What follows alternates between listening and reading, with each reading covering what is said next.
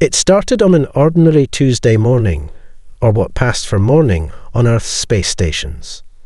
A handful of scientists, engineers and diplomats, human and alien alike, on the Galactic Communications Network had just finished their usual morning check-ins when the anomaly first appeared. No warning, no sign of anything out of the ordinary. Earth's deep space communications simply stopped. At first, the Ploroth assumed it was a technical issue. Their vast network of psychic probes, designed to monitor all the activity in the galaxy, couldn't reach Earth's coordinates. They tried manually recalibrating their systems, running diagnostics, even realigning their fleets. Nothing.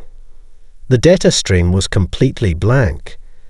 Their leaders gathered in a sterile floating council chamber, their slender bodies twitching with psychic concern, trying to grasp at what could possibly explain the sudden cut-off.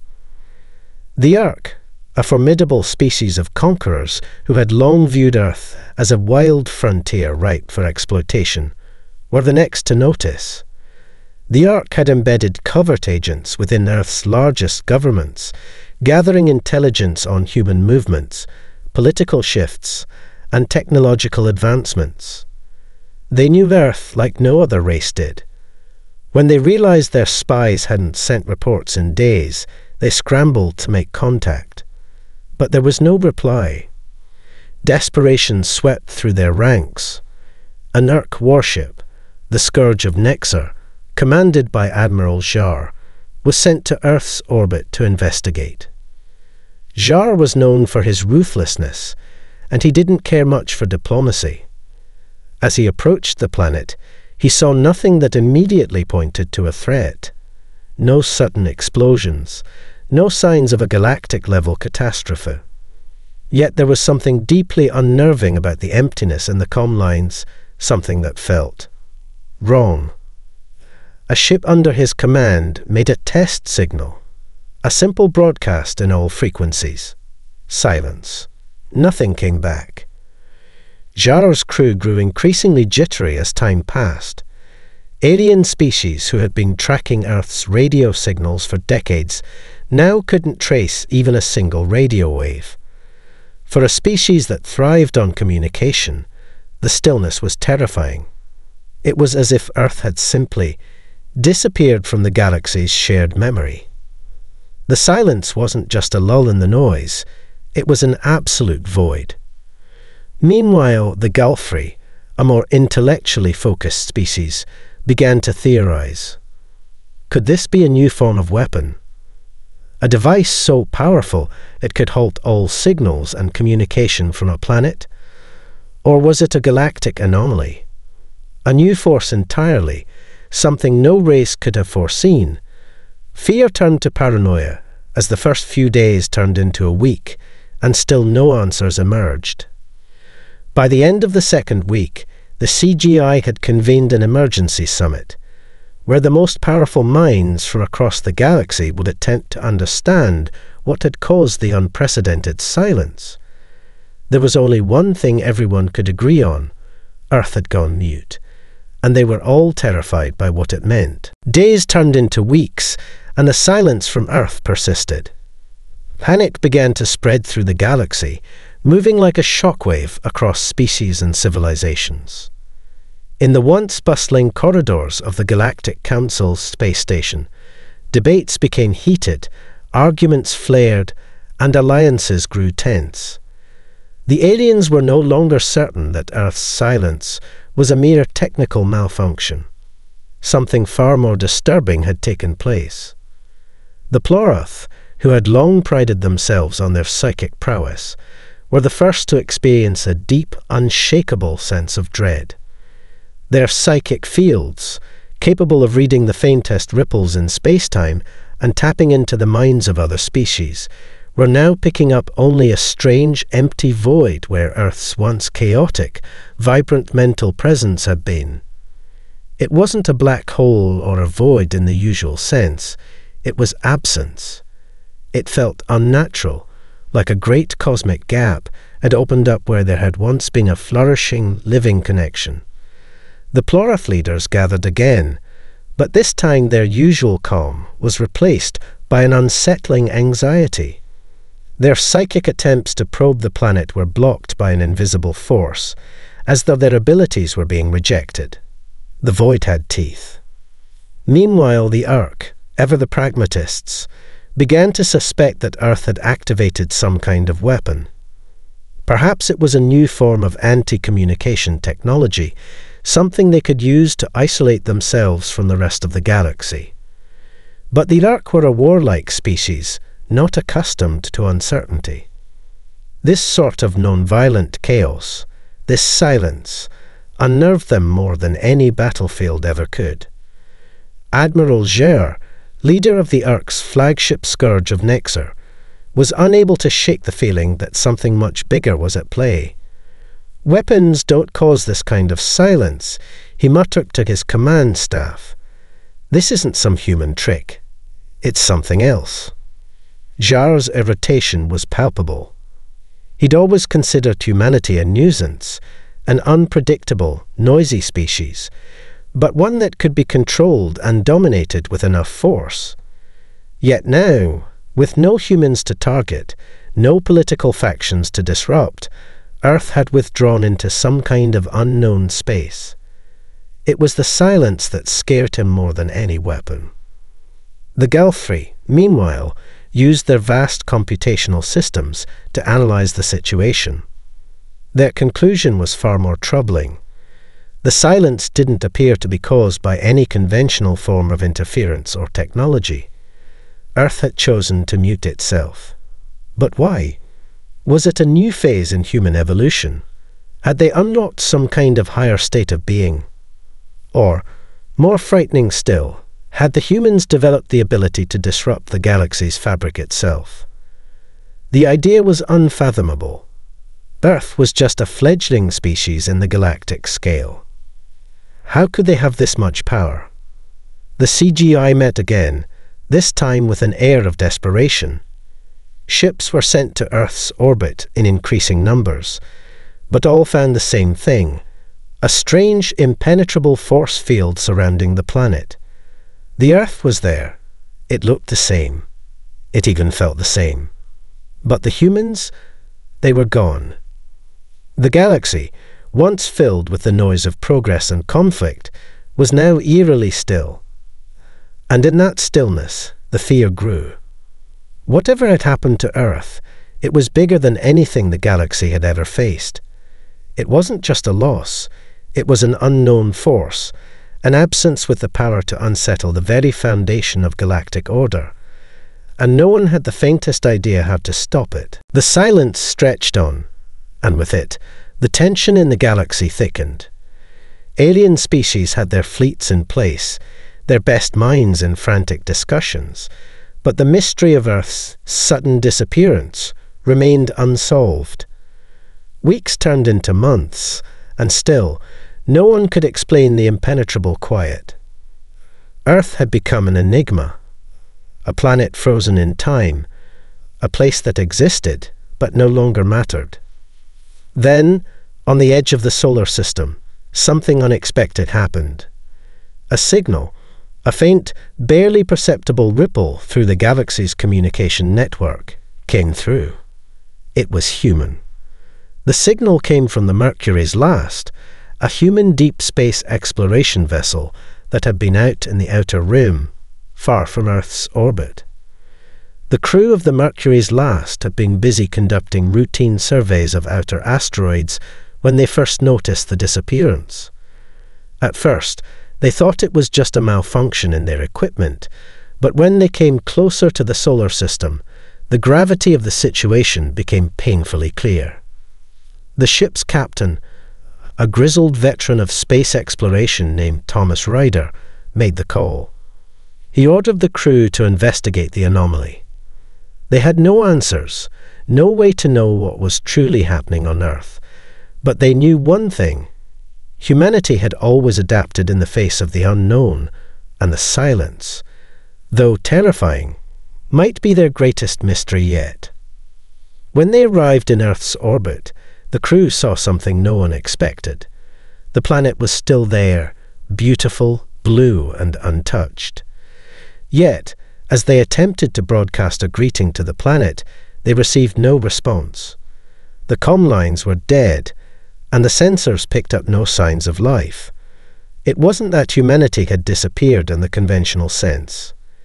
No buildings had crumbled, no fires had burned, no atmosphere was disrupted. Everything on the surface of Earth appeared normal, yet nothing moved. It was as if every human on the planet had simply stopped. There were no signs of struggle, no signs of death, just an eerie stillness that stretched across the globe. Ryder and his crew were in disbelief. "What the hell is this?" One of his officers murmured, staring out at the blue orb. Ryder didn't have an answer, but the sheer impossibility of it sent a chill through his bones. As the crew surveyed the planet from the bridge, Ryder made a crucial decision. They would attempt to make contact in any way possible, even if it meant breaking protocol. Ryder sent a signal, a simple, clear message broadcast across every frequency known to the galaxy. Humanity is not lost. We are still here, but we have changed. It wasn't much, but it was a start. For the first time since Earth had gone silent, a human voice, no matter how faint, was heard. And just like that, the galaxy's most troubling mystery had taken a new turn. Humanity wasn't gone. They had simply chosen silence. And now the aliens had to ask themselves, what did that silence mean? The transmission from the Mercury's last sent shockwaves through the galaxy, the echo of a voice that confirmed what many had feared. Humanity was still present, but their actions had defied comprehension. We have changed. The words rang in the minds of alien leaders, unsettling them more than any invasion could. The human race, a species so chaotic, so unpredictable, had voluntarily withdrawn from the galaxy's stage. The silence they had imposed was not an accident. It was a deliberate, controlled act, and that was what terrified the aliens most. Admiral Jar of the Ark saw this silence as an opportunity, but also a threat. The Ark, known for their militaristic strategies, were already drawing up plans for a possible invasion of Earth. What if the humans had simply grown weak and retreated, trying to hide in fear? Jar reasoned. If that was the case, Earth could be crushed, its barriers shattered by the overwhelming might of the Ark fleet.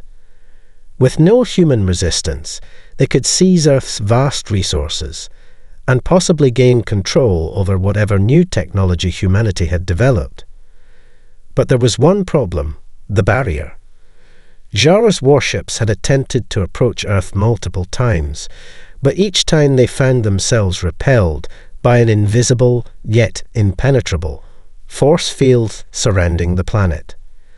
The shield was unlike anything in Ark weaponry or intelligence.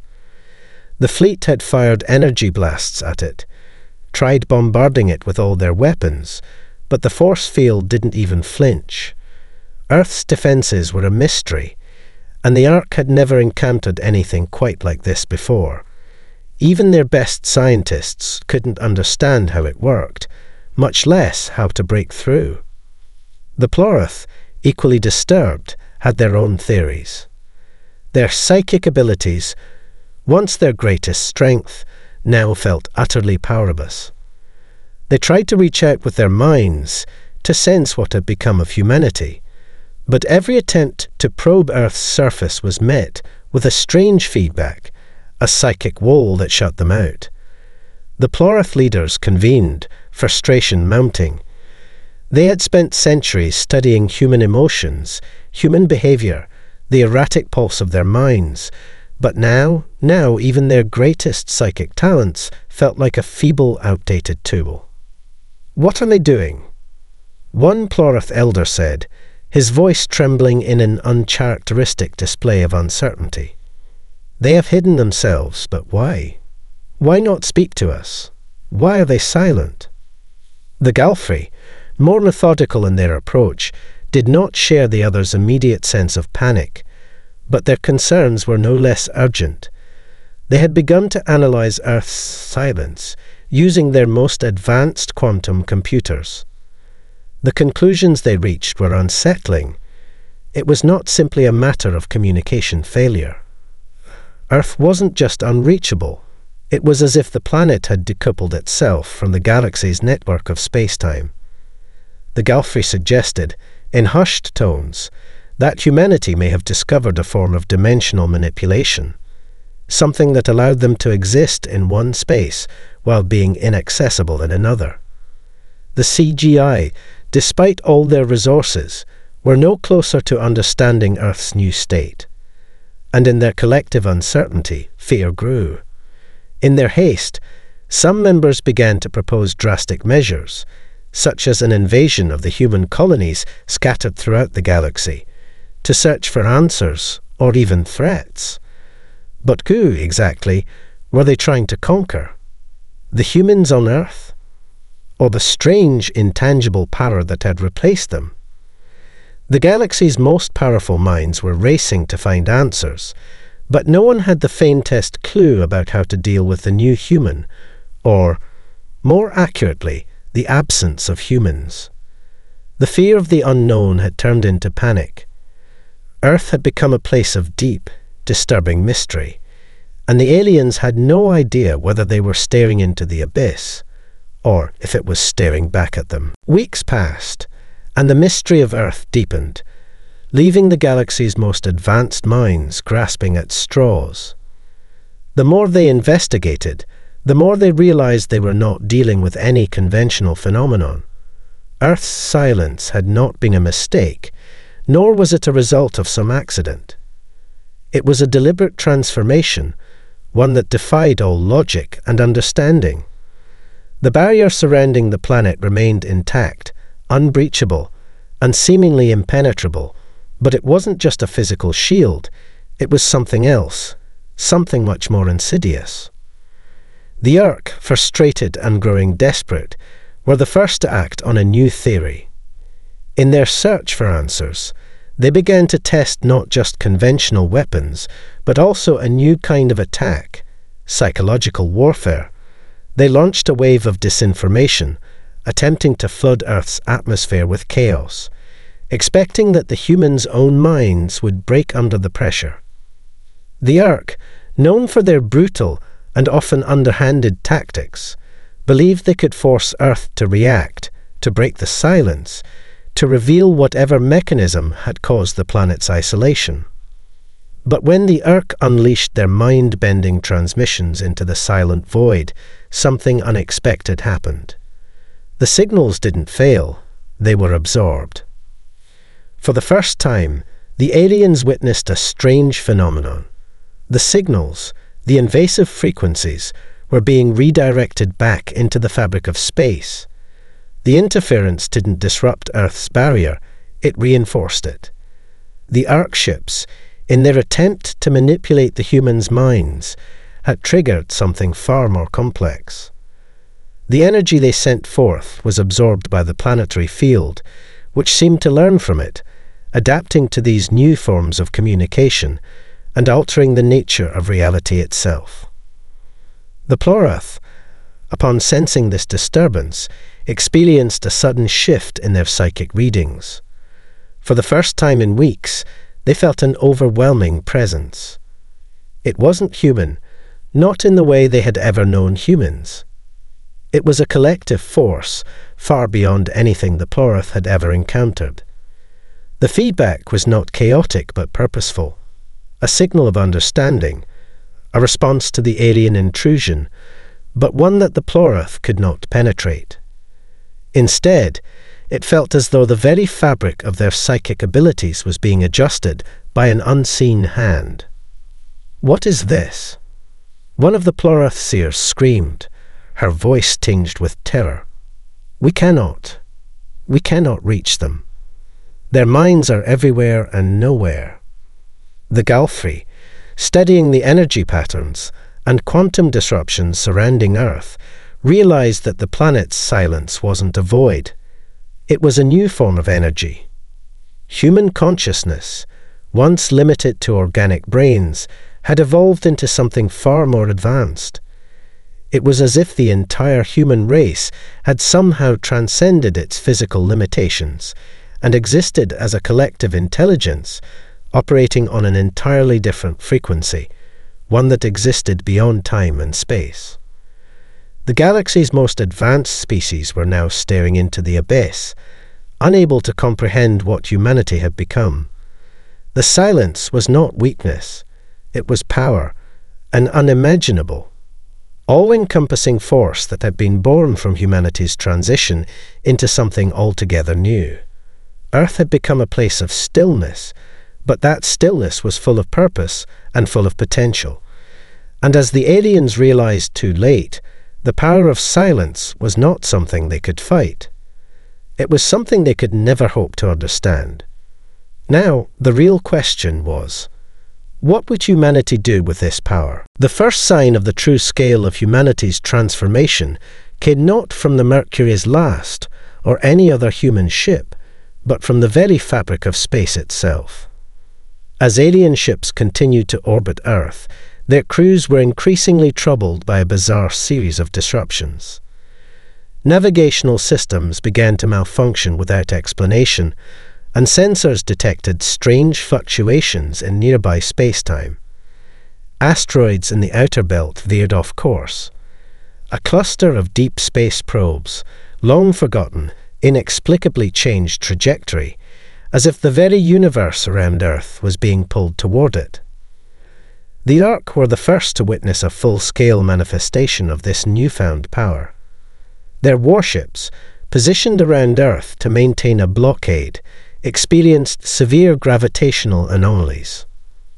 On one occasion, an Orc frigate, the vanguard of Ankar, came within close proximity to Earth's atmosphere. When it attempted to jump to a higher orbit, the ship found itself trapped in an unexpected gravitational field.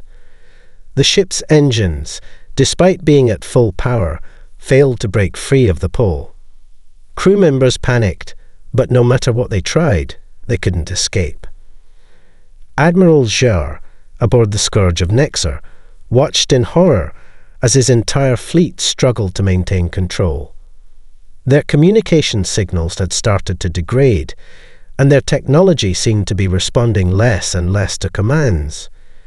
It wasn't that the fleet had been physically attacked. No weapon had struck them. It was as if something was subtly shifting reality around Earth, pulling and pushing their ships as if they were toys in a child's hand. On the ground, Earth was still eerily still, its cities and landmarks frozen in a state of perfect, lifeless quiet. Yet the gravitational anomalies around the planet were becoming more pronounced. It was almost as if Earth itself had become a magnet, not for physical matter, but for the very structure of space-time itself. The Galfrey's quantum calculations revealed that Earth's mass had, in some unfathomable way, become a node in a higher dimensional web, a point where different laws of physics began to warp, where time and space bent and twisted unpredictably. The humans hadn't just isolated themselves, they had effectively rewritten a portion of reality, bending it to their collective will. What they've done, muttered one of the Galfrey theorists, his voice full of awe and fear. It's not just a technology, it's a new physics, a new dimension of existence. Despite all the attempts to breach Earth's barriers, the Mercury's last had remained the only ship capable of receiving even the faintest human signal. Captain Ryder, whose deep space crew had witnessed the growing distortions, was now more convinced than ever that Earth had transcended physical existence. "This isn't some advanced weapon," he told his crew, eyes wide with realization. They've become something else, something beyond us." The implications were staggering. Humanity had evolved, or had been chosen, to manipulate reality itself.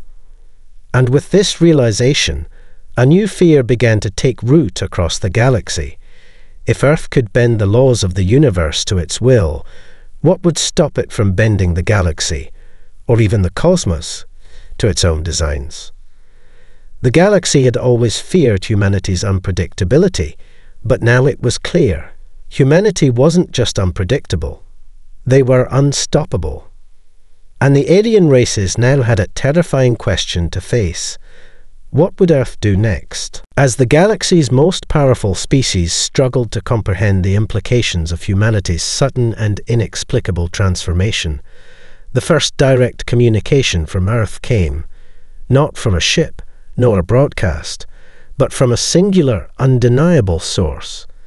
The galaxy-wide network of communications that had once tied the stars together, a tapestry of interstellar signals and data streams, was pierced by a clear, chilling message. We are the collective. The silence was not an accident. It is our will. We are watching. We are waiting. You'll understand in time. The message reverberated through the minds of every species who had once known Earth, echoing like a ripple through the galactic consciousness. There was no malice in the words, no threat. But there was something far more unsettling, an absolute certainty, as if the very fabric of existence had been rewoven and now hummed with the collective knowledge of humanity. The Plurath, who had once believed their psychic abilities set them apart as the greatest minds in the galaxy, were now left grasping at the air, trying to understand the depths of this new power. They could no longer probe the minds of humans as they once had. The collective wasn't merely a physical entity. It was a force beyond their comprehension, existing on a frequency that distorted their own mental prowess.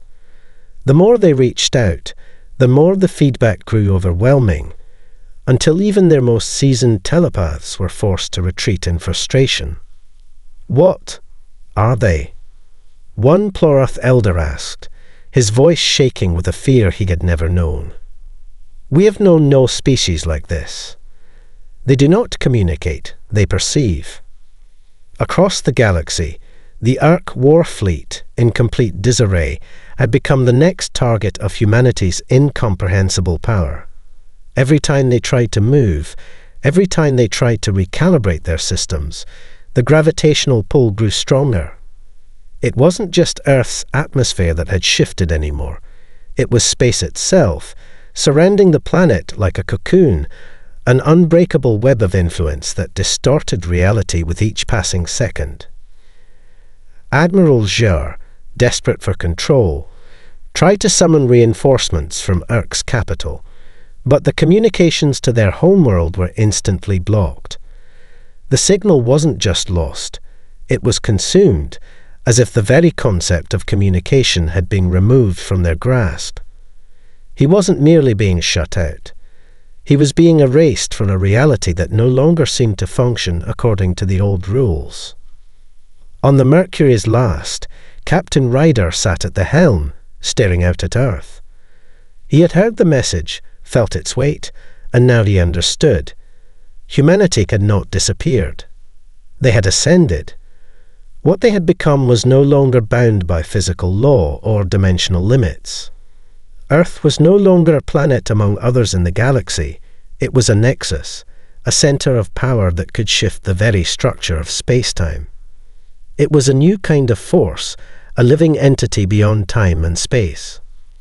We have only just begun, Ryder whispered to himself, more to the silence than anyone else. They're not waiting for us to understand. They're waiting for us to evolve. And as the galaxy watched, suspended in the new, uncertain reality humanity had created, a sense of foreboding fell over all of them. If humanity's silence had been a warning, then this new state, was the beginning of something far greater. The collective was watching, and it was only a matter of time before the galaxy would be forced to listen. The transmission from Earth, though simple in its words, had shattered the galaxy's understanding of reality. The collective, the new unified force that humanity had become, was no longer a mystery. It was an undeniable fact, woven into the very fabric of the universe itself. And with that realization came the inescapable truth. The balance of power in the galaxy had shifted forever. Admiral Xer, once a proud and fearsome leader of the Ark, now sat in a cold, dimly lit command room aboard the Scourge of Nexar. His mind was a whirlpool of confusion, anger, and helplessness. Every piece of his fleet had been scattered, every signal from Urk's homeworld swallowed by an invisible hand. His once mighty species was now a shadow of its former self, unable to move, unable to act. The Ark had always believed in their superiority, their ability to crush any species beneath their heel. But now they were at the mercy of something they couldn't even begin to understand. He had tried to organize a response, some plan of action, but each attempt was thwarted. The gravitational field surrounding Earth had grown stronger, more erratic, as if the planet itself were watching him, waiting for him to make a move. The galaxy's greatest minds had failed to decipher humanity's new power, and Xer now understood why. The collective wasn't just a new form of life, it was a new way of being, a transcendence of all that had come before. To fight it was futile. To resist was to deny the very laws of existence itself. Across the galaxy, the Plorith had begun to retreat from their psychic probes. No one dared to speak of it aloud, but they knew humanity had not just evolved. They had ascended to a higher plane of existence, where the limitations of time, space, and even thought itself no longer applied. The Plorith's arrogance, their belief that their mental power was the apex of galactic evolution, had been shattered. In the face of the collective, they were nothing more than ants scrambling beneath an unstoppable tide. The Galfrey, ever cautious and methodical, had begun to study the new anomalies surrounding Earth with a chilling sense of dread. The distortions in space-time were no longer just local to Earth's system. They had begun to ripple outward, distorting the very edges of the galaxy. The quantum web that held the universe together had frayed in places, and strange, almost organic tendrils of influence reached outward, touching everything. The Galfrey had always believed that the universe operated according to set rules, laws that could be calculated and understood. But now those laws were changing, and they had no idea how to keep up. Back on the Mercury's last, Captain Ryder knew the time for action had arrived. Earth, in its ascended state, could no longer be considered a mere planet. It was now the heart of a living, sentient force, a presence that could bend the galaxy to its will. And humanity, for the first time in history, was truly in control. He sent a final transmission to the galaxy at large, his voice calm but resolute. "We are not your enemy. We have become something greater. The silence was our choice, but now the collective will speak, and you will listen." The message reverberated through the cosmos, and for the first time in millennia, the galaxy held its breath. Humanity, once a fragile, chaotic species among many, had become something greater than the sum of its parts. The collective was no longer just a force to be understood. It was a new chapter in the story of the universe. And with that chapter came a singular truth: the era of domination was over. Now the galaxy would learn what it meant to live under the gaze of the collective.